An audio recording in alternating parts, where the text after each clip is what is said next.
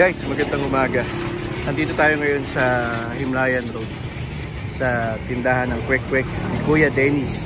Yan. Kwek Kwek and Kikiam. Kuya Dennis, ilang taon ka na nagtitinda ng Kwek Kwek? 27. 27 years. Grabe. At syempre, nakita ko yung kanyang may bahay paparating na ang aking classmate. Si She. Ayan, ayan si She. Ayan si Cheryl. Ayan, ayan. So, napadaan ako at nakita ko bagong luto yung kanyang mga itlog, kikiam, yung Kwek Kwek. Siyempre palamig. Dalawa na yung kanilang karton, courtesy of Councilor Banjo Pilar. Yan, kidlat sa serbisyo. Ma'am, okay lang ba? Matanong, masarap ba? Oh, masarap daw, sir. Masarap. Ayun. Masarap. Ayan, oh. Yan, She. Hi, She. Kamusta? Ayan, oh. Guys, classmate ko yan. Ayan, oh.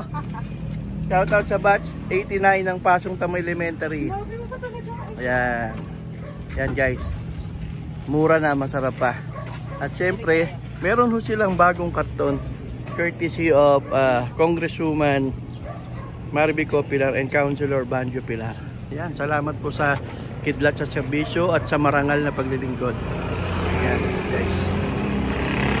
So, masarap po kumain dito. Mura na, masarap pa. At ito, mabait pa yung nagtitinda. Ayan. Thank you guys, salamat. Pag napadaan ho kayo dito, dumaan ho kayo kay Kuya Dennis at kay Ate She. Salamat. God bless everyone and God bless Philippines.